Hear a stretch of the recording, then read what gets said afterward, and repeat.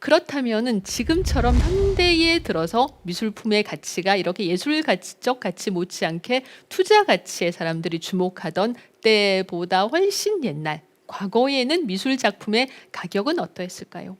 과거에는 미술 작품들이 훨씬 쌌을까요? 자, 이런 질문을 한번 해봅시다.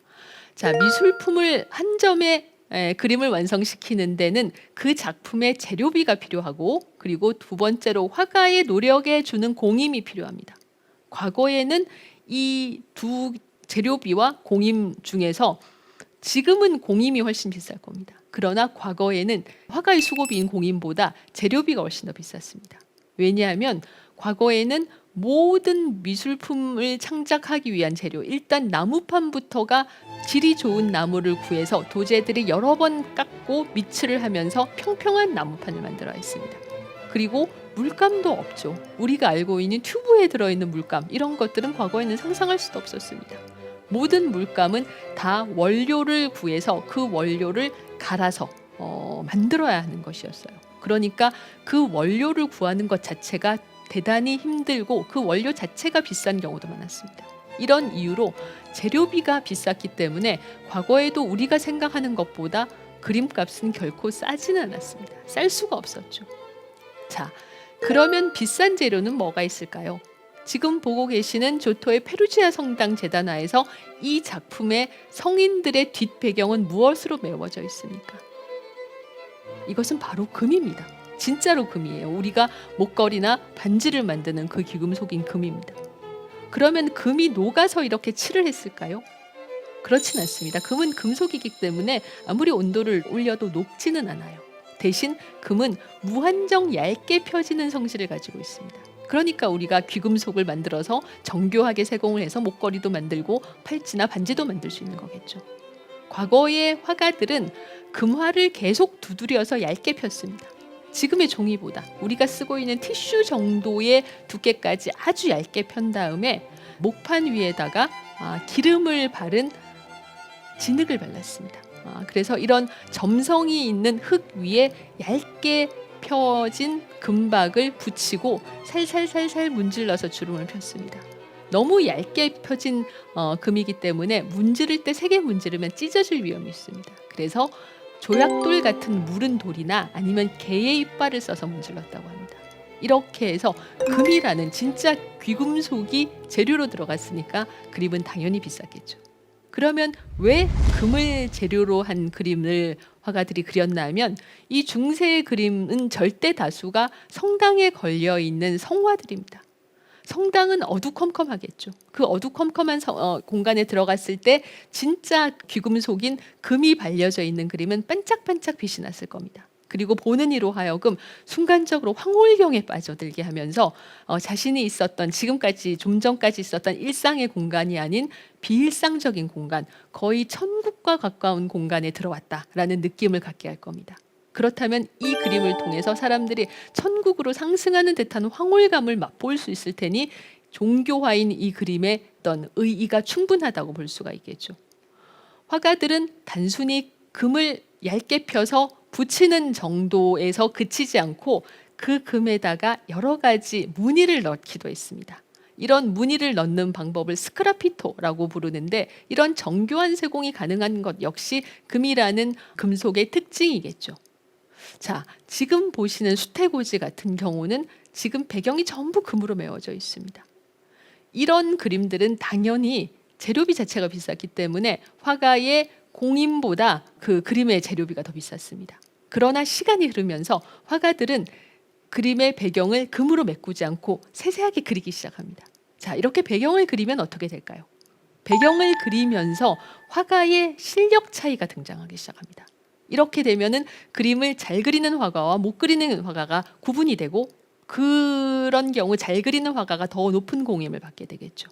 그리고 또 이 로베르 캉팽의 수태고지에서 재미있는 것은 왼편에 지금 이 그림을 그리도록 화가에게 청탁해서 그 그림을 교회에 기증한 기증자 부부의 얼굴이 보입니다. 이렇게 함으로써 미술과 자본이 만나는 지점이 생겨납니다.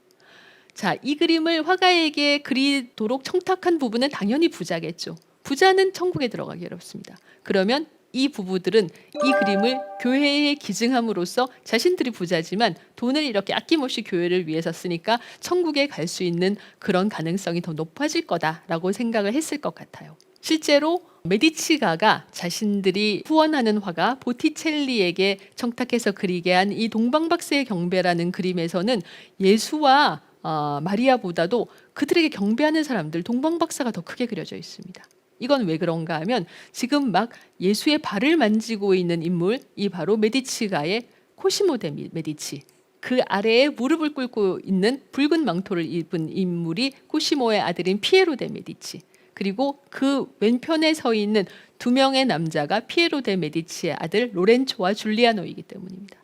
말하자면 이 그림은 산타마리아 로벨라 성당에 걸려 있었는데 이 산타마리아 로벨라 성당에 온 대부분의 피렌체 사람들은 이 그림에서 메디치가의 얼굴을 알아봤을 거예요. 그리고 메디치가가 이렇게 아낌없이 작품을 피렌체를 위해서 기증하고 있으니 그들이 피렌체를 경영할 자격이 있는 그런 가문이다라고 생각을 했을 겁니다.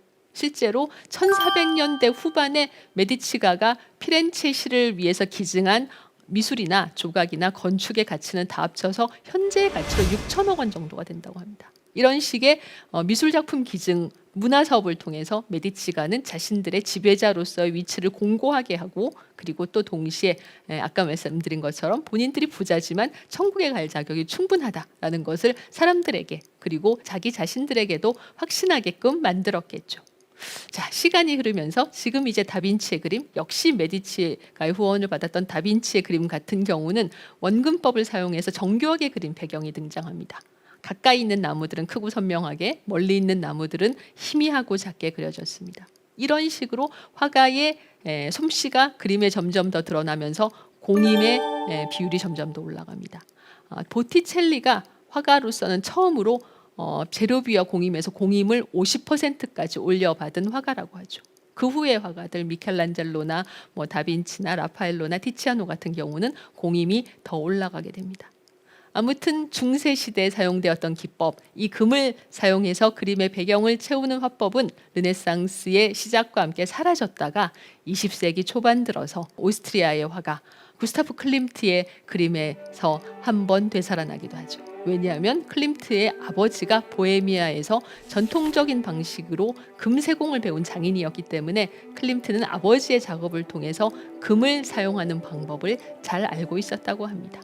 근대에 들어와도 여전히 예술과 자본과의 관계는 밀접했습니다. 우리가 알고 있는 인상파 화가들의 작품을 세상에 알린 인물이 바로 화상을 경영했던 폴 듀랑 류엘이라는 인물이죠. 이 폴 듀랑 류엘은 인상파 화가들 모네나 마네나 르누아르 같은 화가들의 그림들을 대량으로 사들였습니다. 그때까지만 해도 1870년대의 일인데, 이때까지만 해도 인상파 화가들의 작품은 시장에서 거의 인정을 받지 못했지만 듀랑 류엘은 이들 그림에서 새로운 가능성을 봤죠. 그리고 이 작품들을 특히 미국에 가져가서 팔았습니다. 유럽에서는 아직까지 인상파를 인정하지 않았는데 미국 뉴욕에서 그들의 작품을 전시했을 때 미국의 부호들은 이 인상파의 그림을 보고 웃지 않았다. 대신 그들은 이 그림을 샀다라고 듀랑 류엘은 훗날 회고하기도 했습니다. 이런 듀랑 류엘 같은 사람들 말고도 투자 가치를 보고 인상파의 작품을 사들인 인물들이 있습니다. 바리톤 가수였던 장 바티스트 포르는 1873년에 마네의 작품을 60점 이상 샀습니다. 그리고 그 어느 정도 시간이 흐른 후에 상당한 돈을 남기고 되팔았습니다. 한마디로 이 포르는 인상파 화가들의 작품에서 어떤 상업적인 가치를 발견한 몇 되지 않는 인물이었던 거죠. 그러나 반골 기질이 가득했던 마네는 자신의 은인임에도 불구하고 무대에 선 장 바티스트 포르의 모습을 이렇게 우스꽝스러운 모습으로 그렸습니다. 포르는 당연히 항의했죠. 아니, 내 모습이 이 정도밖에 안 된단 말이야? 라고 항의를 했더니 마네는 그게 어떻단 말이요? 당신을 실제보다 더 멋진 모습으로 그려줬는데 뭐가 잘못됐소? 라고 이야기를 했다고 합니다. 미켈란젤로 못지않은 그런 기계가 넘치는 인물이 마네가 아니었나 생각합니다. 특히 인상파 화가들 중에서 작품 가격에 예민했던 사람은 클로드 모네입니다.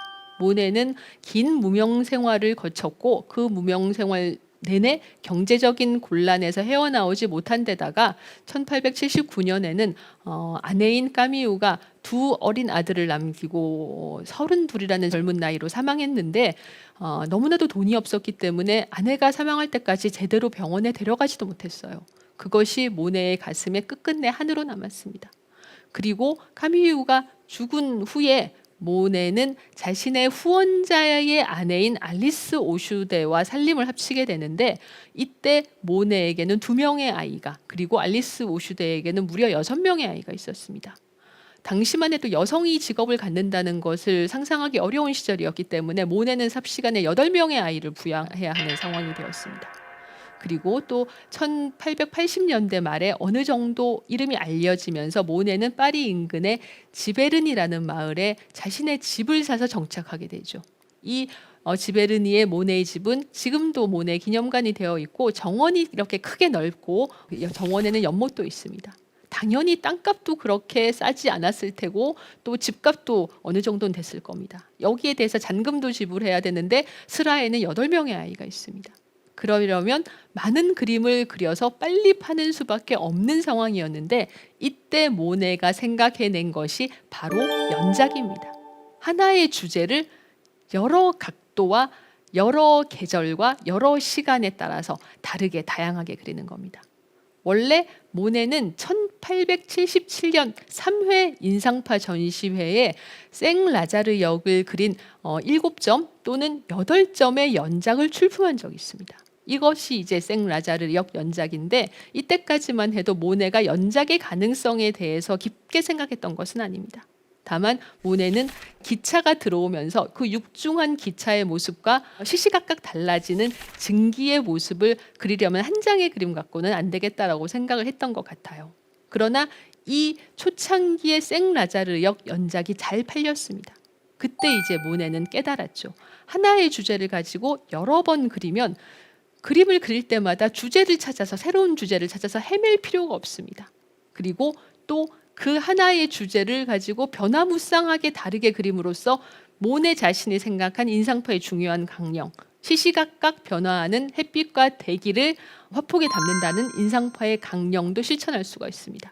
현실적으로 모네는 지베르니에 살았기 때문에 지베르니 인근에서 그림의 소재를 찾아야 했고, 그림의 소재가 그렇게 많지 않았을 것 같아요.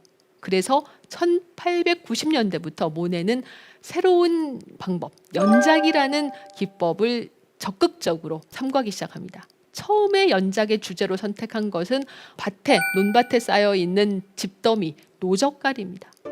어쩌면 이 노적가리를 처음 보신 분들은 아니, 이 노적가리가 그렇게 매력적인 주제가 아닌데 왜 굳이 이렇게 많이 그렸지? 라고 생각을 하실 수도 있어요. 그러나 모네는 여름 아침에 거의 투명하게 빛나는 노적가리, 또 한낮에 짙은 그늘을 들이우는 노적가리, 또는 석양을 받아서 붉게 빛나는 노적가리, 아니면은 가을에 해가 지고 나서 어스름 속에서 희미하게 자신의 모습을 드러내고 있는 노적가리, 또는 눈 온 아침에 눈을 맞은 노적가리, 이렇게 다양한 노적가리를 그림으로써 언뜻 보기에는 별로 매력적이지 않은 이 노적가리라는 주제가 계절과 날씨의 변화에 따라서 얼마나 변화무쌍하게 달라질 수 있느냐를 보여줬습니다. 이 작품은 성공을 거두었습니다. 듀랑 리엘은 노적가리 연작을 장당 3,000프랑에 샀어요. 그러나 노적가리에는 오래 그릴 수 없는 중대한 문제가 있었습니다. 어느 날 아침에 모네가 일어나서 지베르니 집 바깥으로 나가보니까 농부들이 노적가리를 다 실어가 버린 거예요. 삽시간에 그림을 그릴 대상이 없어졌습니다. 당황한 모네는 노적가리 말고 좀 더 오래 한자리에 붙어 있을 수 있는 주제를 택해야 연작을 그릴 수 있겠구나 라고 판단하고 강변에 나가서 포플러를 그렸습니다. 이 포플러는 나무가 움직이지 않으니까 당연히 오래 있을 수 있을 거라고 생각했지만 모네의 생각과는 또 달랐습니다. 어느 날 강변의 목재업자들이 포플러를 다 베어가 버린 거예요. 그래서 나무도 움직일 수 있구나 라는 사실을 모네는 깨닫게 됩니다. 이 포플러 연작도 성공을 거두었습니다. 듀랑 리엘은 장당 4,000프랑의 이 포플러 연작을 샀습니다. 아무튼 나무보다 더 움직이지 않는 것을 그려야 연작으로 오래 그릴 수 있겠다라고 판단하고 모네는 루앙 성당을 그리게 됩니다. 모네의 작품들 중에 이렇게 건축물이 그림의 대상이 된 경우는 별로 많지 않은데, 이 루앙 성당을 그리겠다고 결심을 한 것은 아마도 포플러 나무가 베어지고 나서 모네가 좀 심적 타격을 입었던 것 같아요. 노적가리와 포플러에 이어서 루앙성당이라는 새로운 연작에서 모네는 푸른 안개에 쌓여서 빛나는 루앙성당이나 아니면 색깔을 거의 쓰지 않고 아침의 안개 속에 희미하게 그 모습을 드러내고 있는 루앙성당이나 또는 햇빛 아래서 선명하게 그림자와를 보여주고 있는 루앙성당, 또는 석양을 맞으면서 석양의 황혼의 빛으로 노랗게 빛나는 루앙성당, 흐린 날에 푸르게 그 실루엣을 드러내고 있는 루앙성당 같은 다양한 성당을 그렸습니다. 이 루앙성당은 모네에게 정말로 어려운 과제였지만 한 번은 모네가 아내인 알리스에게 이런 편지를 보냈습니다. 너무나도 이 과제가 힘들어서 하루는 잠이 들었는데 성당이 자기의 위로 무너져 내리더라는 겁니다. 그런데 그 무너져 내리는 순간에도 이 루앙성당의 돌들이 빨갛고 파랗고 노랗게 빛나고 있더라라고 이야기를 했습니다. 아무튼 30점 넘는 루앙성당들이 이렇게 다양하게 그려졌고 듀랑리엘은 이 작품에 찬사를 보냈습니다. 그리고 작품을 사려고 할 때 놀랍게도 모네는 장당 15,000프랑을 불렀습니다. 듀랑리엘은 깜짝 놀랐죠. 그 전에 2년 전에 포플러 연작을 장당 4,000프랑에 샀는데 그 가격은 못 주겠다라고 이야기를 하니 모네는 놀랍게도 자신과 듀랑리엘 사이에 그런 오랜 어떤 그 관계도 불구하고 몇 점을 다른 화상에게 팔아버렸습니다. 그래서 부랴부랴 듀랑리엘은 장당 12,000프랑의 이 남아있는 루앙성당 연작을 모두 사들이게 되죠. 어찌 보면 모네는 끝까지 계산에 작품 가격에 민감한 사람이었고, 그것은 모네의 초창기에 어려웠던 시절을 생각해 보면 인간적으로 이해가 되는 부분이기도 합니다. 현대에 들어서도 예술과 자본 사이의 관계는 멀어지지 않고 있습니다. 오히려 더 가까워지고 있는 새로운 방법들이 다양하게 등장하고 있죠. 광고의 미술 작품을 사용하면 어떻습니까? 광고에 사용된 미술 작품들은 생각보다 상당히 많이 있습니다. 예를 들면 이런 백화점 광고, 언뜻 보기에는 미술 작품과 아무런 연관이 없어 보이죠. 그러나 이 작품은 자세히 보시면 뉴요커의 모습을 즐겨 그린 에드워드 호퍼의 작품에서 영향을 받아서 만들어진 광고입니다. 똑같지는 않지만 분명히 호퍼의 영향이 있죠. 이런 식으로 미술 작품을 광고로 이용하면 일단 보는 이들에게 고급스러운 느낌을 줄 수 있고, 그리고 다른 광고와 차별화된 그런 새로운 광고를 만들 수가 있습니다. 우리가 알고 있는 것보다 훨씬 더 많은 광고들이 미술 작품을 이용하고 있습니다. 자, 이 작품은 어떤 미술 작품에서 영감을 받았을까요? 너무나도 유명한 다빈치의 최후의 만찬입니다. 이 최후의 만찬에서 가운데 예수를 중심으로 12명의 제자들은 제각기 놀람이라던가 의문이라던가 경악이라던가 죄책감 같은 감정들을 보이고 있는데, 이런 다양한 드라마틱한 효과가 광고에 이용될 가치가 충분합니다. 이런 작품도 마찬가지죠. 다른 예를 하나 볼까요? 그랑디자트 섬의 일요일 오후, 쉐라가 그린 유명한 전묘법으로 완성한 작품입니다. 이 작품이 가지고 있는 독특하고 비현실적인 분위기를 광고에 이용하면 어떻게 될까요? 이런 식으로 탄생합니다. 미국의 한 TV 시리즈의 광고인데, 이 그랑디자트 섬의 일요일 오후가 가지고 있는 세련되고 도회적인 분위기를 묘하게 TV 시리즈와 연관시킨 것을 볼 수가 있습니다. 광고라는 것은 어찌 보면 자본주의의 꽃, 자본주의의 총화입니다. 이런 자본주의의 총화들과 돈과는 큰 상관이 없을 것 같은, 고고하게 자신의 예술 세계를 속에 머물러 있을 것 같은 미술 작품들이 이렇게 잘 어울릴 수 있다라는 것은 상당히 뜻밖이죠.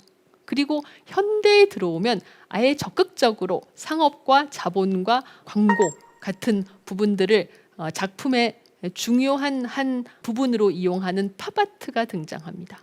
사실 요즘 들어 점점 더 그 팝아트의 인기가 높아지고 있는데, 팝아트의 장점은 우리에게 미술이라는 것이 어렵지 않고 우리가 많이 보고 있는 익숙한 이미지를 가지고도 고급스러운 미술 작품이 창조될 수 있다라는 것을 보여주는 데 있다고 생각합니다. 우리가 팝아트라고 하면 흔히 앤디 워홀을 먼저 떠올리는데, 이 팝아트는 뜻밖에도 미국이 아니라 영국에서 태어났습니다. 영국의 화가인 리처드 해밀턴이 그린 무엇이 현대의 가정을 매력적으로 만드는가라는 1950년대 작품이 최초의 팝아트 작품입니다. 여기서 화가는 육체미를 자랑하고 있는 그런 남성 광고 모델을 가운데에 세워놓고 여러 가지 상업적인 작품들, 소파라던가 축음기라던가 테이블이라던가 TV 같은 광고 이미지를 다 잘라서 그림에 붙였습니다. 그리고 이 남자가 들고 있는 교통표지판에 팝이라고 쓰여 있죠. 이것 때문에 팝아트라는 제목이 붙은 겁니다. 팝아트 작품들 중에서 특히 유명한 것들은 예를 들어서 이런 만화의 이미지를 이용한 리히텐슈타인의 작품이나 아니면 마릴린 먼로를 그린 앤디 워홀의 작품들이죠. 이런 작품들에서 화가들이 영화배우나 아니면 만화 같은 대중적인 어찌 보면 고급 문화보다는 하위 문화인 이런 개념들을 비웃고 비판하기 위해서 이런 장르들을 끌어들인 게 아닙니다. 오히려 이들은 영화배우, 만화 같은 상업적인 이미지를 고급한 미술관에 걸게 함으로써 그때까지 미술이 가지고 있었던 대중과 먼 이미지, 고고한 이미지 등을 비판하고 있어요. 지금 리히텐슈타인이 그린 이 만화에서 물에 빠진 여자가 나는 죽어도 누구에게는 도와주지 않을 거야. 차라리 물에 빠지고 말 거야 라고 소리치고 있는데 사실 이 말풍선의 말은 아무런 의미가 없습니다. 이런 말풍선의 말과 만화 자체를 그림에 끌고 옴으로써 리히텐슈타인은 미술관의 엄숙한 분위기를 풍자하고 우리가 이제 조금 더 본격적으로 현대의 예술은 대중에게 더 가까이 다가갈 준비가 되어 있다라는 사인을 보내고 있는 겁니다. 이번 강연에서는 예술작품이 팔리는 메커니즘, 예술작품과 그 가치에 대해서 살펴봤습니다. 예술과 자본은 사실 뗄래야 뗄 수 없는 아주 밀접한 관계입니다. 뛰어난 작품이 창작되는 과정에서 자본은 꼭 필요한 요소입니다. 그런가 하면 최근 들어 점점 더 관심을 모으고 있는 미술품 경매 시장에서는 작품의 예술적 가치 못지않게 투자 가치도 중요한 부분을 차지하고 있습니다. 예술도 예술가도 돈이라는 명제에서 자유로울 수는 없다. 과거부터 돈은 예술품이 창작되고 예술이 부흥하는 데 큰 역할을 했습니다. 물론 예술의 창작에는 자본 말고도 수많은 요소들이 더 필요하죠. 그러나 아무리 뛰어난 영감도 왕성한 창작열도 자본의 뒷받침 없이 무한정 지속될 수 없다는 점을 여러 역사적 사례들이 보여주고 있습니다. 현대사회를 움직이게 만드는 가장 큰 근간은 경제와 자본이며 그 원칙에서 예술 역시 자유로울 수는 없을 겁니다. 지금까지 대한민국 최고의 강연 최강 1교시 전원경이었습니다. 감사합니다.